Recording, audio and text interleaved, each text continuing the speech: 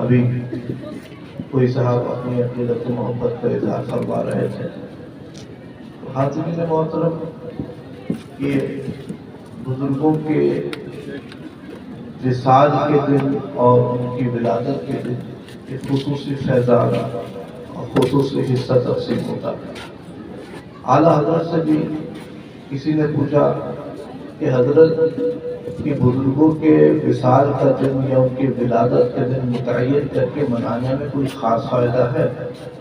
تو اعلیٰ نے فرمایا ہاں بے شک، ان کے وصال کا دن اور ولادت کا دن، بالخصوص ان کے وصال کا دن، اس کا دن متعین کرنے کر کے منانے میں خاص فائدہ ہے.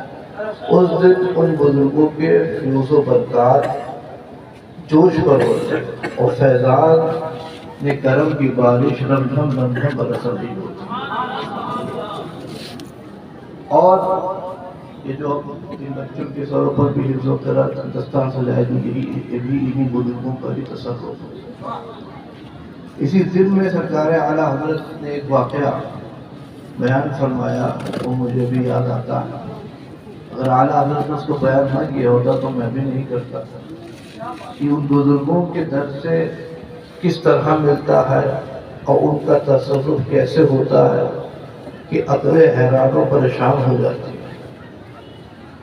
اعلیٰ حضرت اس دن میں ایک واقعہ بیان فرماتے ہیں سرکار غریب نواز کے تصرف کا. وہ کہتے ہیں کہ میرے ایک شناسہ تھے، وہ ہر سال عرس غریب نواز میں اجمیر شریف حاضر ہوا کرتے تھے. تو ان کا ایک پہچان کا ایک شناسہ شخص تھا جو وہابیت زدہ تھا. وہ ان سے کہا کرتا تھا کہ بھئی آپ ہر سال غریب نواز کے عرس میں جاتے ہیں، وہاں کیا ملتا ہے؟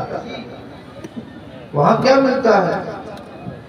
تو انہوں نے کہا کہ بھئی تم بھی کسی دن چل کے دیکھ لو. تو اس کو وہ سمجھا بجھا کر کسی طرح اجمیر شریف لے جانے پر راضی ہو گئے. تو وہ جب دیکھتا ہے سرکار غریب نواز کے آستانے پر ایک فقیر کھڑا ہے اور آستانے کی طرف دیکھ کے کہتا ہے کہ خواجہ 5 روپے چاہیے ہیں، 5 منٹ میں چاہیے ہیں اور ایک ہی آدمی سے چاہیے. اب وہ وہابی وہ دور سے کھڑا ہوا بہت دیر سے اس فقیر کی حرکت کو دیکھ رہا ہے اور اندر پرسن بھی محسوس کر رہا. جب بہت دیر تک کوئی کہتا رہا اور چکر لگاتے لگاتے جب اس نے دیکھا تو اس فقیر کے پاس گیا اور اپنی جیب سے 5 روپے نکال کے اس کے ہاتھ میں رکھے اور کہا کہ ارے خواجہ کیا دیں گے؟ لو میں دیتا ہوں. خواجہ کیا دیں گے؟ لو میں دیتا ہوں. فقیر اس 5 روپے کو لے کر کے جیب میں رکھتا ہے اور سرکار غریب نواز کے آستانے کی طرف دیکھتا ہے اور کہتا ہے کہ خواجہ تیرے قربان جاؤں دلوائے میں تو کس خبیث منکر سے. کیا بات ہے، کیا بات ہے. یہ بزرگوں کا تصرف ہے کہ جس کو وہ اتفاق سمجھتے ہیں یہ انہی کا تصرف ہے کہ عجب عجب راستے سے حاصل ہوتا ہے اور انسان اسے اتفاق سمجھتا ہے مگر ملتا وہ بزرگوں کے ہی واسطے اور وسیلے سے. نعرہ تکبیر، نعرہ رسالت، فیضان اولیاء کرام. حاضرین محترم، میں نے عرض کیا کہ یہ ان بچوں کے سروں پر دستارے حفظ و قرأت سجائی گئی، یہ بھی ان بزرگوں کا ہی تصرف، ان بزرگوں کا ہی فیضان. تو حاضرین، اور یہ جو سب سرکار اعلیٰ حضرت نے ہمیں اولیاء اعظام اور صوفیاء اعظام کی محبت، ان کا ادب اور ان کا احترام سکھایا اور ان کی سچی محبت عطا فرمائی اور ان کے تصرف کی باتیں سکھائی، یہ سرکار اعلیٰ حضرت کی ہی طرف سے ہمیں ملا. اسی وجہ سے ہم اعلیٰ حضرت کا بھی تذکرہ کرتے ہیں. ان سارے بزرگوں کے دن منائے جائیں اور جس نے ان بزرگوں کے دن کو منانا سکھایا اس کا دن نہ منایا جائے، اس کا تذکرہ نہ کیا جائے، اس کا تذکرہ بھی کیا جاتا ہے. اور حضرت تاج الشریعہ کا ایک شعر ہے کہ جہاں میں عام پیغام شہ احمد رضا کر دیں، پلٹ کر پیچھے دیکھیں پھر سے تجدید وفا کریں. حاضرین محترم، یہ سرکار اعلیٰ حضرت کا ذکر اس لیے بھی کیا جاتا ہے کہ اعلیٰ حضرت نہ صرف 14ویں صدی کے مجدد بلکہ آج اس صدی میں بھی انہی کی تجدید کا فیضان جاری ہے۔ سبحان اللہ، حق ہے حضرت زندہ باد۔ تو اعلیٰ حضرت آج بھی ہم انہی کے جو ان کے نقوش ہیں اور ان کے رہنما اصول ہیں انہی سے رہنمائی اور ہدایت حاصل کر رہے ہیں۔ حدیث پاک میں آیا کہ اللہ تعالیٰ نے فرمایا کہ بڑی مشہور حدیث پاک ہے، حضور نے فرمایا کہ اللہ تعالیٰ ہر 100 سال کے سرے پر ابتدا میں یا انتہا میں مجدد کو مبعوث فرماتا ہے جو دین کو تر و تازہ کرتا ہے۔ ان اللہ یبعث لهذه الامة على رأس كل 100 سنة من یجدد لها دینها۔ بہت مشہور و معروف حدیث پاک ہے۔ تو حضور نے علیہ السلام نے جیسا فرمایا حضور کے فرمانے کے عین مطابق ہر زمانے میں ہر صدی میں اللہ تبارک و تعالیٰ نے مجدد کو پیدا فرمایا۔ پہلی صدی کے مجدد حضرت عمر بن عبدالعزیز ہوئے، بلا شرکت غیر، ان کے زمانے میں کوئی اور مجدد نہیں تھا، وہ تنہا مجدد۔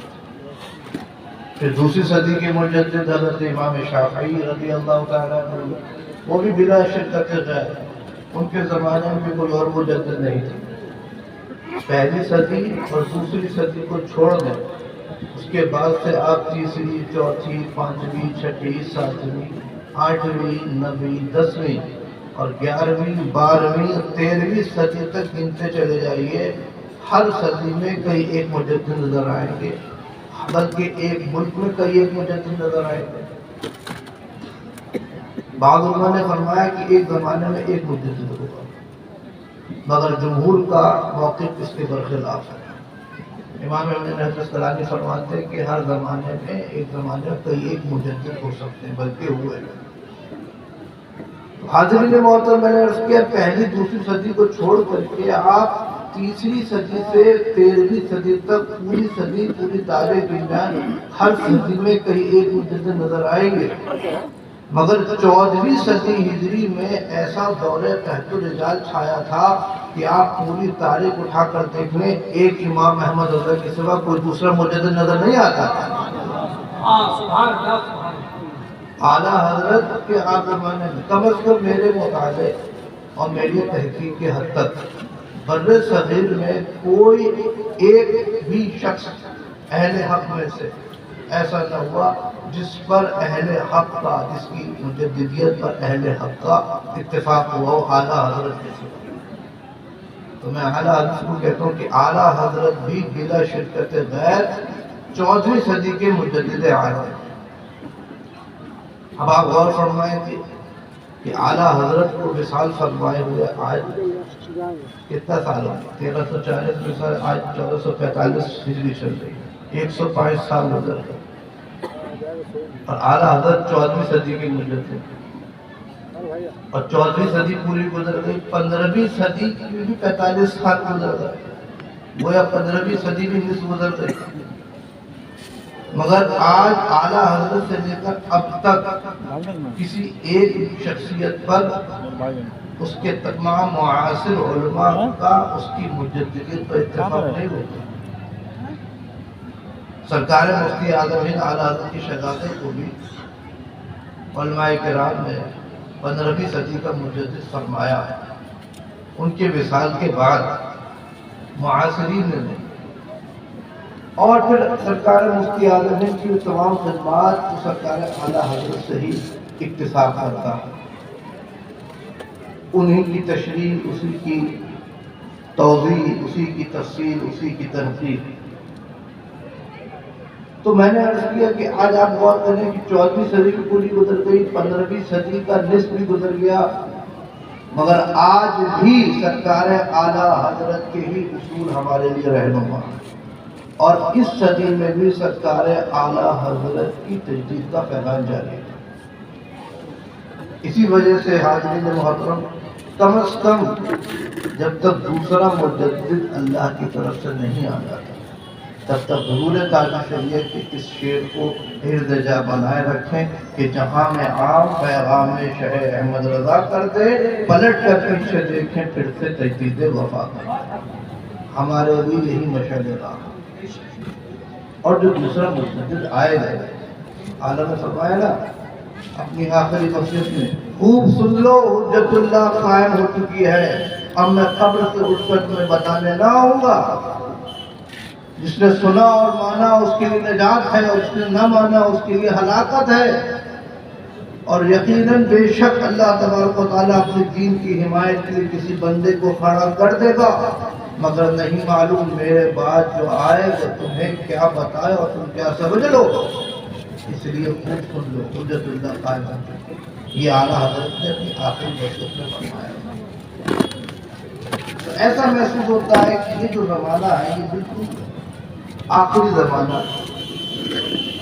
قیامت کے قریب، قرب قیامت کا زمانہ۔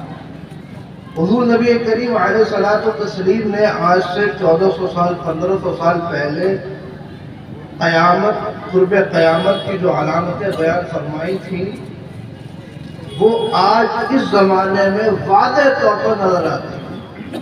پہلے کے زمانے میں اتنے واضح اور کھلے طور پر نظر نہیں آتی تھی، لیکن آج اس زمانے میں وہ قرب قیامت کی جو نشانیاں حدیثوں میں آتی ہیں وہ آج کے زمانے میں واضح طور پر ظاہر ہوتی ہیں۔ انہوں نے فرمایا کہ قیامت اس وقت تک قائم نہیں ہوگی جب تک لوگ جانوروں سے باتیں نہیں کریں گے۔ قیامت اس وقت تک قائم نہیں ہوگی جب تک لوگ آسمانوں میں نہیں سفر کریں گے۔ قیامت اس وقت تک قائم نہیں ہوگی جب تک انسان کے غائبانہ میں اس کے گھر میں کیا ہوا جوتے کے تسمے کے برابر چیز اس کو نہ بدلا دے۔ مطلب یہ آج کے زمانے میں جو مائکرو فونس ہیں، اس طرح کی جو چیزیں آلات وجود میں آ گئی ہیں، کیا یہ اسی حدیث کی طرف اس کی سچائی کی صداقت نہیں، شہادت نہیں دیتی؟ یہ حاضرین محترم زمانے کا بالکل آخری کنارہ چل رہا ہے۔ اعلیٰ حضرت نے بھی فرمایا کہ بعض علوم سے مجھے یہ خیال گزرتا ہے کہ 18ویں سن 1900 تک اعلیٰ نے فرمایا کہ 1800 ہجری تک پوری دنیا میں کوئی سلطنت اسلامی باقی نہ رہے گی، اور 1900 ہجری میں امام مہدی ظہور فرمائے گا۔ حاضرین محترم یہ بالکل قرب قیامت کا زمانہ، اور اللہ تبارک و تعالیٰ نے اعلیٰ حضرت کو دین کی تجدید کے لیے اسی زمانے میں چنا، اسی زمانے میں ان کا انتخاب فرمایا۔ اسی وجہ سے ہم سرکار اعلیٰ حضرت کو مجدد اعظم کہتے ہیں، جو اپنے سے پہلے تمام مجدد کے سچے نائب اور سچے وارث اور ان کے جلوہ حضرت مجدد الفسانی شیخ احمد فاروقی سرہندی کو 1000 صدی کا مجدد کہا جاتا ہے، اور مجدد الفسانی اور سرکار اعلیٰ حضرت میں بہت مناسبت، ان کے نام میں مناسبت، ان کے کام میں مناسبت، ان کی خدمات میں مناسبت۔ تو حاضرین محترم تو ہمارے لیے یہی ضروری ہے کہ ہم سرکار اعلیٰ حضرت کے مسلک کو اپنے لیے التجا بنائیں اور اسی پر قائم رہیں، اور اپنی نسلوں کو اسی پر قائم رکھیں، اور اسی پر زندگی اور اسی پر موت کی اپنی اس پر خاتمے کے لیے دعا کریں۔ اللہ تعالی ہم سب کا خاتمہ ایمان پر بالخیر ہو، آمین برحمتک یا ارحم الراحمین، وما علینا الا البلاغ۔ السلام علیکم ورحمۃ اللہ وبرکاتہ۔